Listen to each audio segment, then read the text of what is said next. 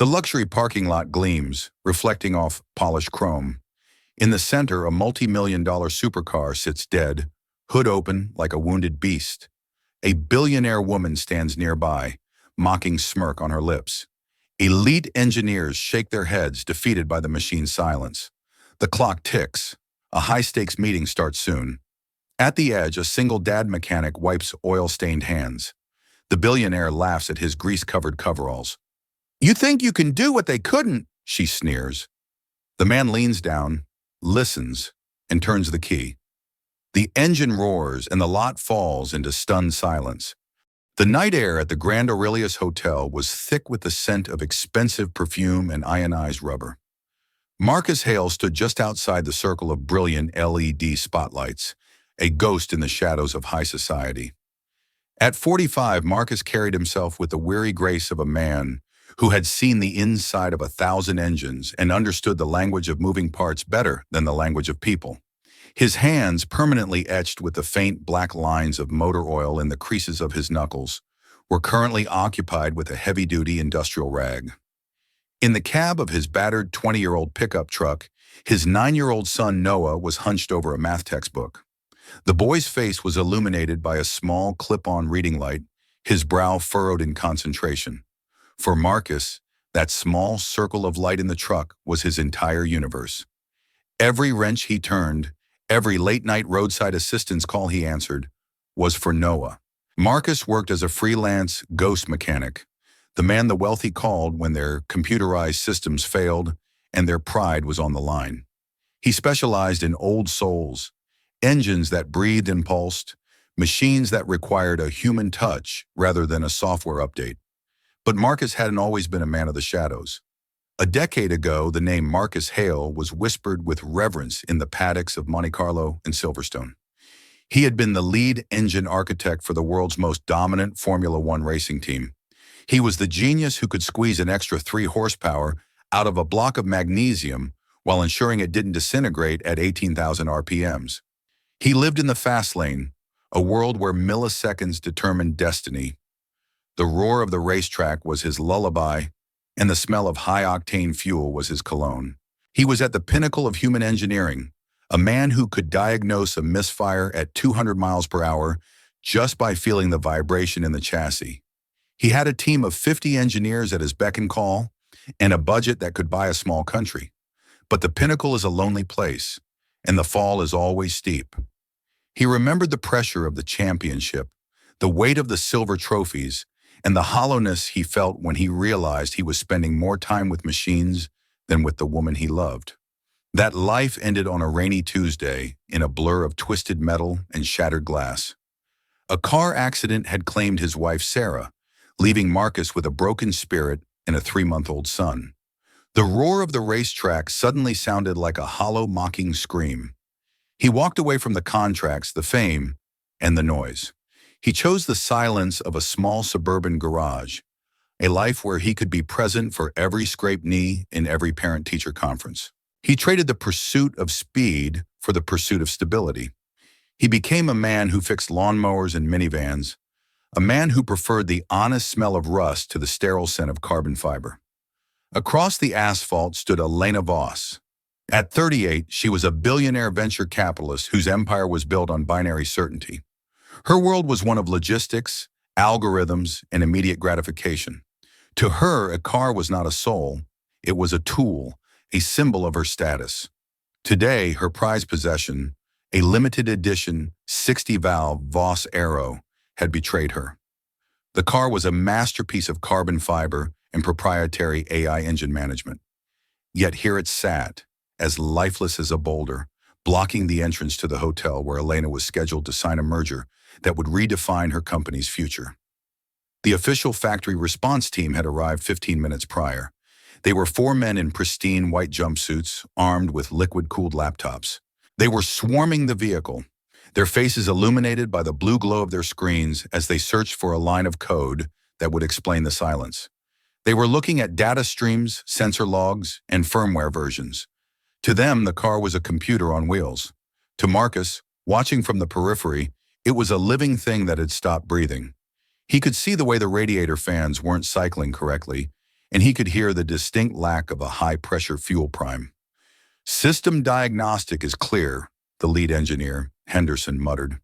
"Everything on the screen says this car is running at 100% efficiency. The fuel maps are perfect.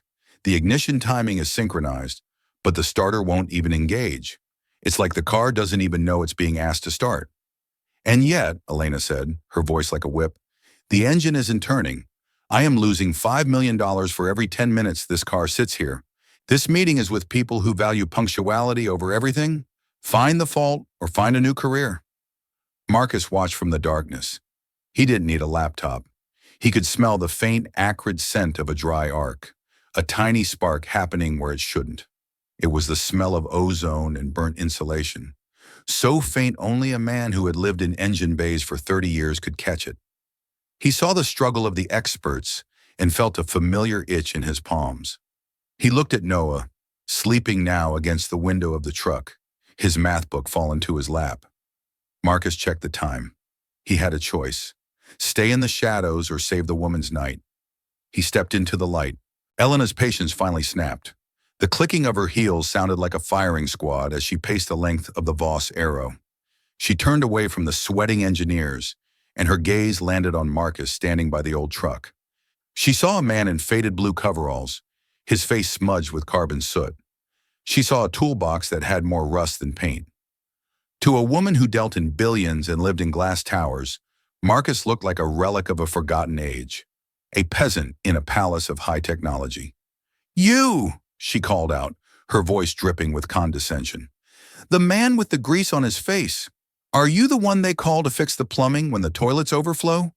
Or are you just here to collect the scrap metal after my car is towed?" Marcus pushed off from his truck and walked slowly into the light. He didn't look intimidated. He looked at the engine the way an old wolf looks at a trap. He noticed the slight misalignment of the main harness, a detail the factory boys missed because they weren't looking with their eyes, only their screens. "I'm a mechanic, Ms. Voss.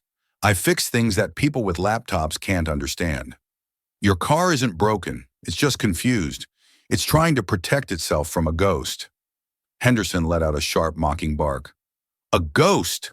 This is a Voss Aero, Captain Grease Monkey. It has more processing power than the Apollo moon lander.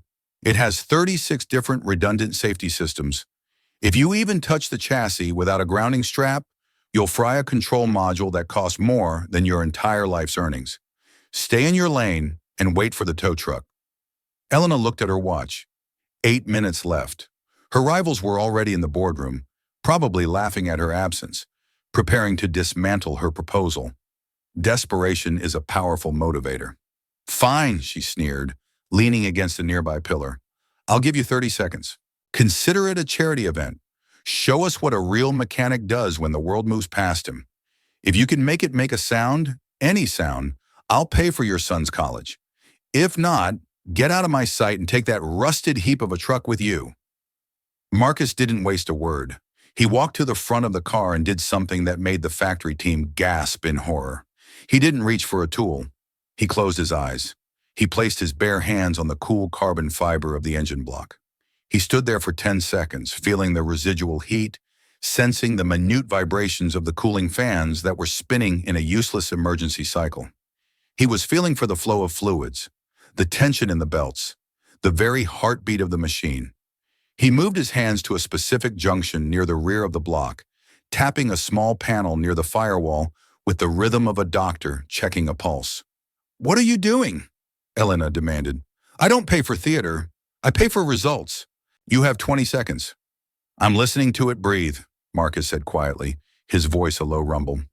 "Your engineers are looking for a digital ghost. They think the car is a series of ones and zeros, but machines are made of metal, Ms. Voss. Metal expands, metal contracts, and metal remembers. It feels the heat of the drive, the moisture in the air. Right now, yours is terrified. It thinks it's about to catch fire, and it's holding its breath." He moved his hands deeper into the engine bay, ignoring the warning shouts from Henderson. He leaned his ear against the intake manifold.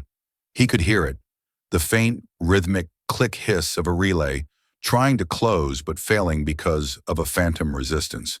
It was a sound so subtle that it was buried under the electronic hum of the diagnostic tools.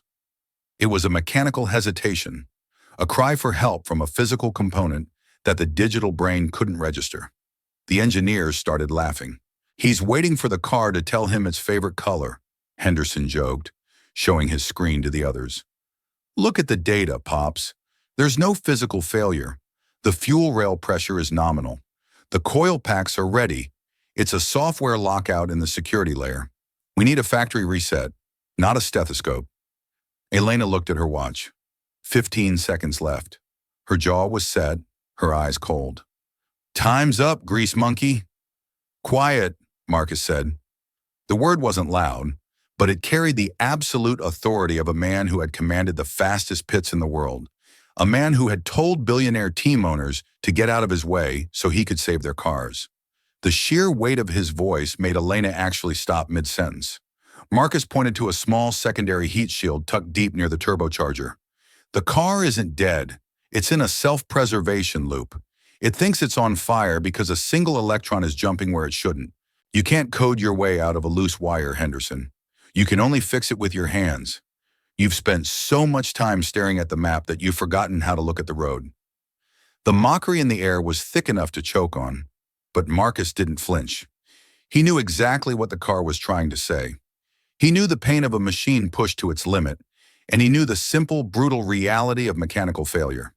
He stood before the billionaire and the experts, a man of iron in a world of glass. If you believe that true mastery comes from the hands and the heart, not just the screen, subscribe now. The roar of the engine is about to silence the doubters. The silence that followed Marcus's statement was heavy, broken only by the distant sound of city traffic and the heavy breathing of the frustrated engineers. Henderson stepped forward, his face flushed with professional insult, his pristine white jumpsuit now stained with a bit of road dust. "A loose wire? We've checked every harness. Every connection is gold-plated, sealed with industrial resin, and locked with a digital signature. You're talking nonsense to cover for the fact that you're out of your league. This is a $5 million machine, not a tractor." Marcus looked directly at Elena. Her eyes were sharp, searching his face for a sign of a bluff. She saw the grease on his brow, but she also saw the steadiness in his hands. He didn't give her an inch. "Ms. Voss, tell your boys to shut down their scanners. The electromagnetic interference from their tools is masking the very arc I need to find. The car's AI is chasing its own tail because your laptops are feeding it noise. If you want to get to that meeting, let the silence do the work. Give me 1 minute of total quiet." Elena looked at Henderson, who was shaking his head vigorously, then back at Marcus. She saw a level of certainty in his eyes that she hadn't seen since she stared down her last corporate takeover. It was the look of a man who knew exactly where the treasure was buried. "Shut them down," she ordered, her voice cold and final. "But Ms. Voss, we're in the middle of a recursive scan. Shut them down now." The blue glow of the laptops vanished.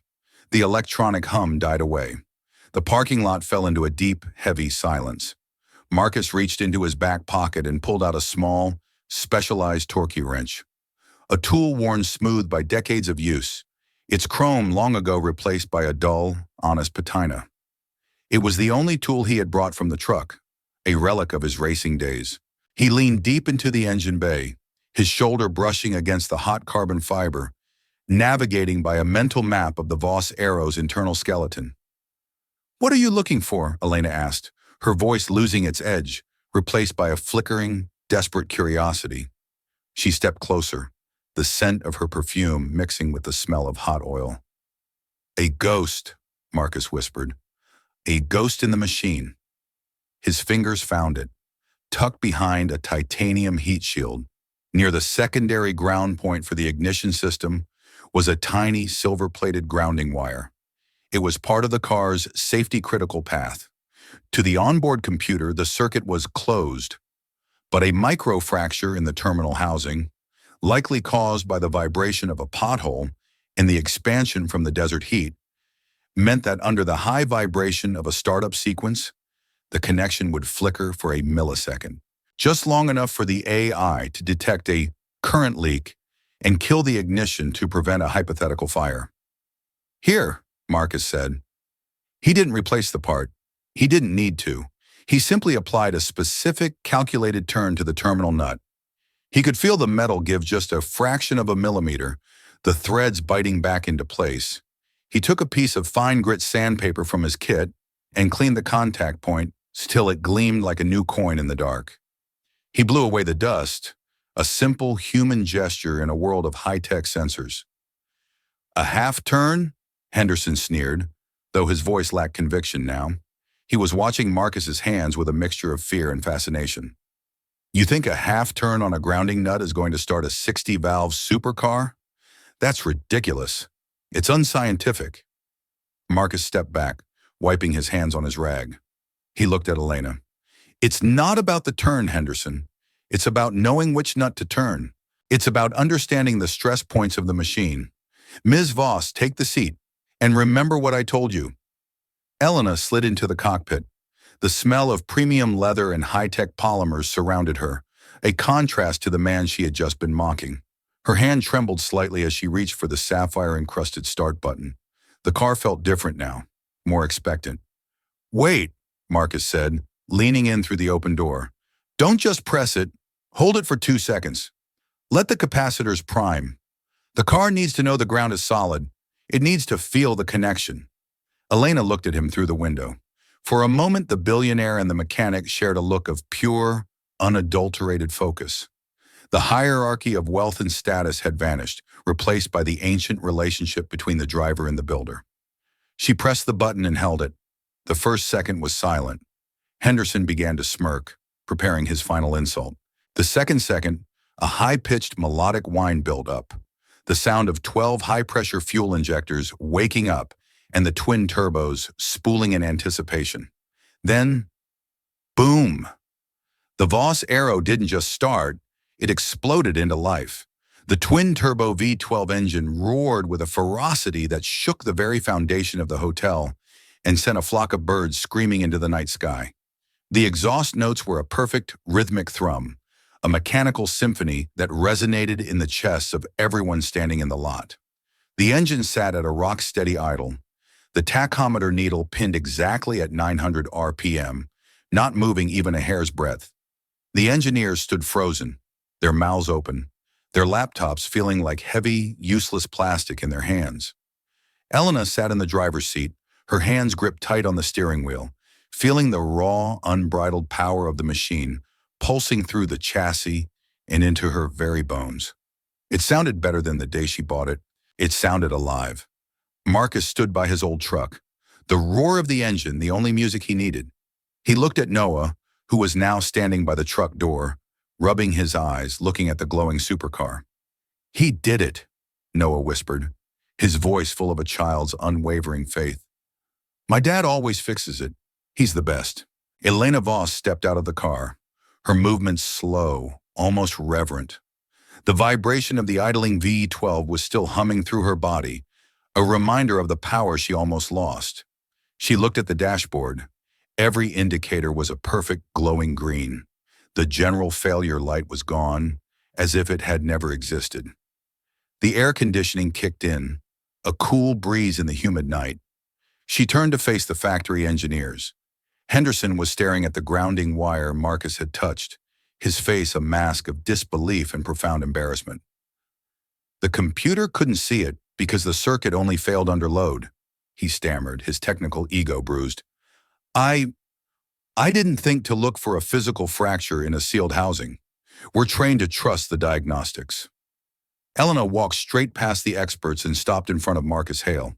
The billionaire woman, who usually looked down on everyone from her glass towers, was now looking directly into the eyes of a man who worked for $50 an hour and wore grease like a badge of honor. I asked you if you fixed toilets, she said quietly, her voice lacking any of its former venom. I think I owe you more than an apology. I owe you a future. You saved more than just a car tonight. You saved a legacy. Who are you, really? A man with that kind of touch doesn't just happen. Just a man who knows his way around an engine, Ms. Voss, and a man who has a son to get home to. He has school in the morning, and I have a long drive ahead. Your meeting starts in 3 minutes. You should go. The car won't fail you again. You're not just a mechanic. Elena countered. She studied his face, the lines around his eyes, the way he carried himself. Suddenly, a memory clicked. A picture from a magazine years ago. A man holding a trophy in a pit lane in Italy, surrounded by a cheering team. Hale! Marcus Hale, the lead architect for the Apex racing team. You won 3 world championships. You vanished 10 years ago after the accident. The world thought you were gone. Marcus's expression shifted, a flicker of pain crossing his face. I didn't vanish. I just changed my priorities. Fast cars don't matter when you're the only one left to read a bedtime story.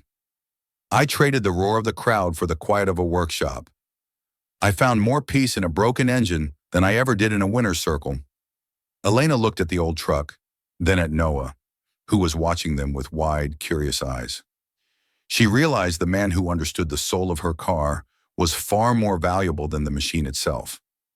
Her world of binary certainty and expensive contracts had just been shattered by a man with a wrench and a sense of duty.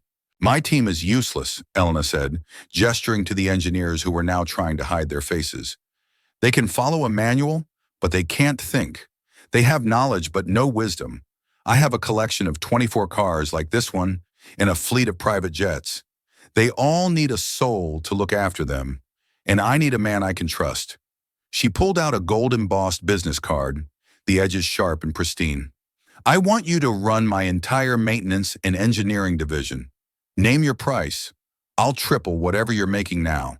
I'll give you a workshop that would make NASA jealous and a team that will actually listen to you. Marcus looked at the card, then at the hotel doors. I have a condition, he said firmly. I pick up my son every day at 3 o'clock. I don't work weekends. My time belongs to him. He is my first and only priority. If you can accept that, we can talk. If not, I'm happy with my garage. Elena Voss, the woman who had broken CEOs and never compromised, simply nodded. Agreed. Your time is yours. Your talent is mine. We'll build the schedule around you. The contract Elena signed the next morning was a testament to the power of true expertise. Marcus Hale didn't return to the world of champagne, cameras, and shallow fame. He remained the man in the shadows, but now those shadows were in a state-of-the-art facility where the air was filtered and the tools were the best in the world. He was the ghost in the machine for the elite, the only man trusted with the world's most complex engines. But most importantly, he was a teacher. Noah was sitting on a high stool in the new workshop, his math books replaced by technical diagrams and his curiosity encouraged. Marcus was teaching him the language of metal, the way to listen to a machine's heart. Elena learned that in her world of digital efficiency and rapid growth, she had forgotten the value of the human element. She stopped mocking the people in grease-stained coveralls and started listening to the ones who actually knew how the world worked at its most basic level. She realized that power isn't just about what you own or the zeros in your bank account. It's about knowing how things function from the inside out and respecting the hands that keep the world moving. A year later, Marcus was in his new workshop.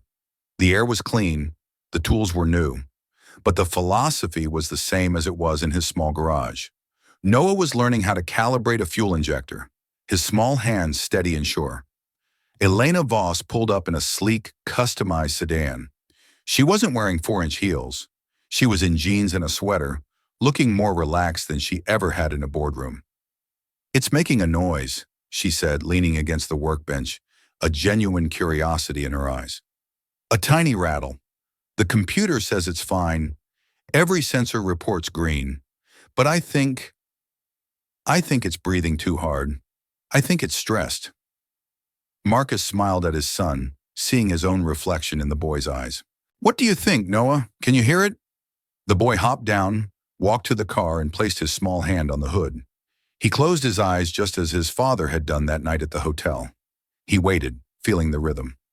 It's the heat shield on the third manifold, Noah said with a confident nod. It's loose by a half turn. It's vibrating against the frame when the engine gets hot. Marcus felt a surge of pride that no racing trophy or championship could ever provide. Elena was smiling, a real, genuine smile of admiration. The boy's good, she said. He has the touch. He had a good teacher, Marcus replied, handing his son the torquey wrench. Marcus Hale didn't just start a car that night at the hotel. He restarted a life of dignity and purpose. He proved that true value isn't found in what you own, but in what you know, how you treat others, and who you love. A single engine roar had changed the direction of a billionaire's life and secured a father's future, proving that sometimes the most sophisticated problems require the simplest, most human solutions. If you believe that true talent speaks for itself and that family always comes first, subscribe to follow our next stories and leave a comment. What's the most valuable lesson a parent ever taught you about hard work?